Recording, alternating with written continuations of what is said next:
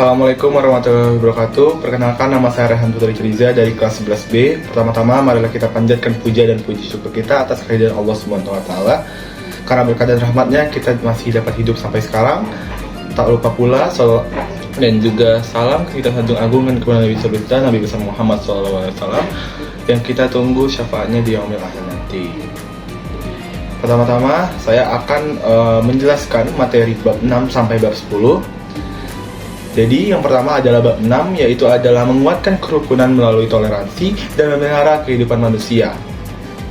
Di pada bab 6 itu tertulis mengajarkan tentang Quran surat Yunus ayat 40-41 dan Quran surat Al-Maidah ayat 32, yaitu pertama, Islam adalah agama yang mengajarkan tentang toleransi yang tertuang pada Quran Yunus ayat 40-41.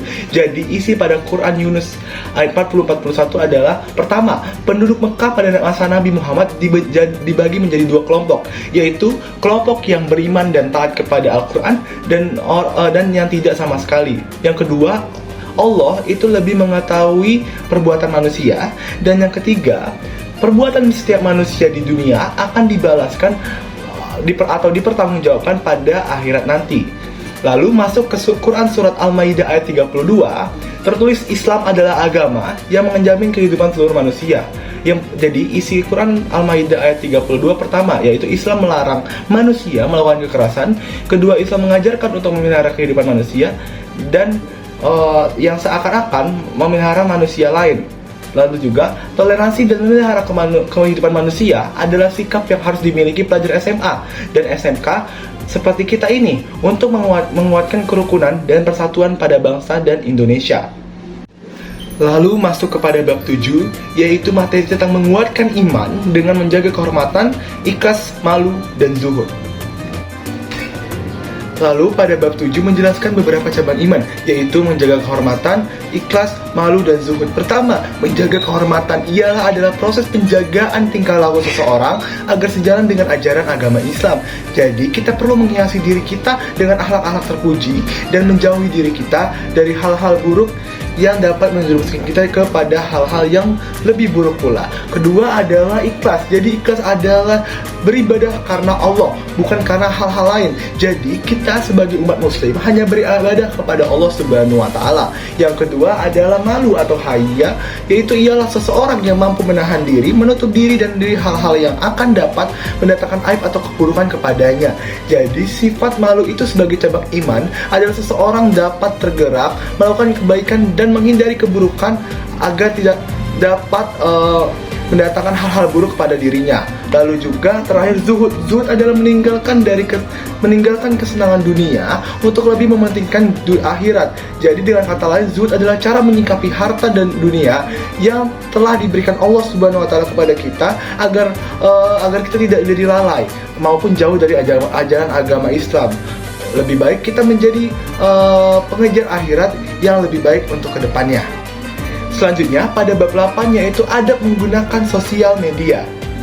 Jadi pada bab ini adalah adab menggunakan sosial. Apa itu adab menggunakan sosial media? Adalah suatu sikap dan perilaku yang harus dikedepankan ketika berinteraksi kepada orang lain dan ketika kita menggunakan sosial media. Jadi ada adab-adab yang harus kita pelajari dalam menggunakan sosial media. Pertama, yaitu adalah niat yang baik. Kedua, memilih teman yang baik. Ketiga, meneliti informasi yang kita dapatkan, jadi agar terhindar dari yang hoax. Lalu juga menyampaikan informasi tanpa rekayasa atau manipulasi. Jadi kita menyampaikan kepada halayak tanpa kita rekayasa. Lalu juga mengajak orang lain untuk menjaga kepada kebaikan. Lalu juga menyampaikan informasi dan memberikan komentar sebaiknya dengan cara yang baik. Lalu juga dalam menggunakan sosial media, kita harus menghindari bahasa-bahasa yang kasar maupun menyinggung atau menyakiti hati seseorang. Lalu juga bersikap bijak dan dapat mengambil suatu hikmah. Lalu juga contoh penerapan dalam penggunaan sosial media. Yang pertama itu adalah interaksi di media sosial. Kita harus menghormati dan menghargai antara orang di grup maupun netizen di sosial media. Kedua, menghindari update status atau mengupload berita terburuk sangka atau suudzon. Lalu juga mencari-cari kesalahan orang lain, yaitu tajasus, dan mengunjing orang lain atau ghibah. Yang ketiga, gunakan media sosial itu sebagai pusat yang sehat, yaitu mengupload status atau informasi di grup yang dapat bermanfaat kepada anggota. Lalu juga apabila kita berinteraksi berinteraksi, kita harus menghargai pendapat atau perbedaan pendapat antara anggota grup dan harus saling menghormati. Lalu juga tidak memproduksi atau menyebarkan berita bohong atau hoax dan ujaran kebencian seperti hate speech di sosial media. Lalu juga terakhir, yaitu diantaranya adalah hikmah adab menggunakan sosial media. Pertama, mendapatkan kepercayaan dari orang lain, terhindar dari berita hoax. Orang lain merasa nyaman ketika bersilaturahmi kepada kita. Lalu juga terjalin hubungan yang harmonis kepada sesama. Lalu pada bab 9, yaitu ketentuan pernikahan dalam Islam. Oke, jadi pada bab 9 ini menjelaskan tentang pernikahan. Pernikahan adalah ikatan lahir batin antara laki-laki dengan perempuan untuk membangun suatu rumah tangga melalui akad yang dilakukan menurut aturan Islam dan hukum-hukum syariat Islam yang mengakibatkan timbulnya hak dan kewajiban di antara masing-masing pihak. Jadi hukum pernikahan itu juga dapat bersifatnya yang berubah-ubah disebabkan oleh ketentuan tertentu seperti wajib, sunnah, makruh, mubah, dan haram. Terus juga ada juga pertimbangan dalam memilih pasangan. Pertama, kecantikan atau ketampanan. Kedua, kekayaan. Ketiga, nasab atau keturunan. Dan keempat, agama. Jadi dari keempat itu adalah hal-hal tersebut menjadikan paling utama adalah agama sebagai pertimbangan utama. Terus juga ada rukun pernikahan. Rukun pernikahan itu ada 5, yaitu calon suami, calon istri, wali, 2 orang saksi laki-laki, dan ijab kabul atau akad. Lalu juga golongan perempuan yang haramnya dinikah. Ada golongan-golongan perempuan yang haram untuk dinikahkan. Maksudnya ada hal-hal atau sebab-sebab yang mengharuskan perempuan ini haram untuk dinikahkan. Seperti karena ikatan nasab, saudara persusuan, ikatan pernikahan, dan haram untuk dinikahi bersamaan keduanya.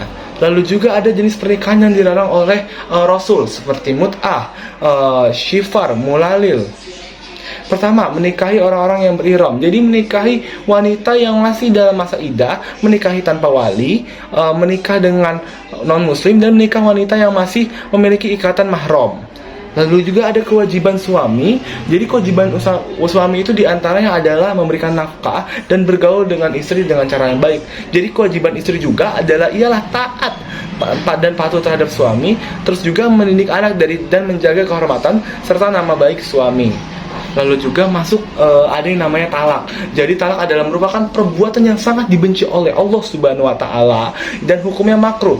Jadi talak dapat terjadi dengan kata yang jelas atau sindiran. Talak dari segi sesuai dengan syariat atau tidak ada namanya talak sani dan bid'i. Jadi talak dari segi boleh tidaknya rujuk antara suami dan istri, ada talak raji dan talak bain.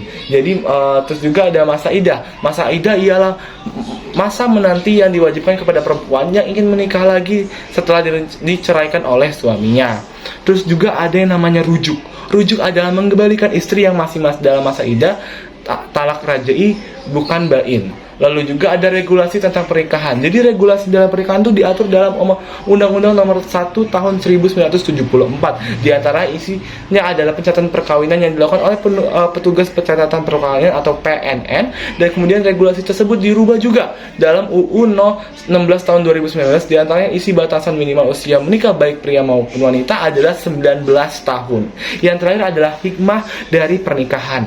Jadi dapat melaksanakan perintah Allah dan Rasulnya, terbentuk keluarga yang bahagia dan saling menyayangi, terjalinnya hubungan yang diridhai Allah Subhanahu wa taala, terus juga terjalin hubungan dan mendapatkan generasi penerus yang sah. Selain itu juga mendatangkan pahala dan menjauhkan dari dosa besar seperti zina. Lalu juga terjalin tali silaturahmi antara keluarga dari pihak suami dan istri yang membukakan pintu rezeki dari Allah Subhanahu wa taala. Yang terakhir adalah bab ke-10, yaitu peradaban Islam pada masa modern. Jadi sebelum itu Islam dibagi menjadi 3 zaman, yaitu zaman klasik, pertengahan, dan modern. Jadi Islam pada modern itu apa? Islam pada masa modern ini ditandai dengan kesadaran diri para umat muslim atas ketertinggalannya yang karena difaktori oleh penjajahan dari Eropa. Terus juga adanya dorongan untuk memperoleh kemajuan dalam berbagai bidang, khususnya seperti ilmu pengetahuan dan teknologi. Terus juga dibalik pembangunan Islam pada masa modern itu ada beberapa tokoh yang terlibat dan menginspirasi bagi umat muslim seperti Muhammad Ali Pasha, Rifa'ah Baidawi, Rafi'at Tahtawi, Muhammad Abduh, Rashid Ridho, Kiai Haji Ahmad Dahlan, dan Kiai Haji Hashim Ashri. Juga di antara pengaruh Islam pada masa modern itu juga berpengaruh kepada Indonesia, seperti adanya inspirasi agar dapat terlepas dari yang namanya penjajahan. Terus juga berdirinya organisasi di Indonesia yang berbasis Islam itu dapat sangat berkontribusi dari zaman dulu hingga sekarang. Juga dalam pembangunan bangsa Indonesia, seperti berdirinya perguruan tinggi Islam yang membuka program-program pembelajaran keagamaan maupun ilmu-ilmu yang dapat membantu peradaban yang ada di Indonesia tersebut. Lalu juga di antara hikmah belajar pada peradaban Islam modern itu mengambil dapat menguasai ilmu pengetahuan dan teknologi harus dilandasi dengan agama yang kokoh. Jadi kita harus mengkaji Al-Quran, hadis, dan ijtihad para ulama sebagai fondasi untuk membangun peradaban umat Islam yang rahmatan lil alamin di masa yang akan datang. Lalu juga mengkaji dalam ilmu-ilmu keislaman yang berkompetensif sebagai fondasi dalam memahami ilmu Islam yang rahman lil alamin. Semangat untuk berkarya baik melalui kebijakan progresif maupun kitab atau buku ataupun majalah untuk menebarkan ide-ide kreatif dan inovatif untuk perubahan yang lebih baik di masa yang akan datang. Seperti itu.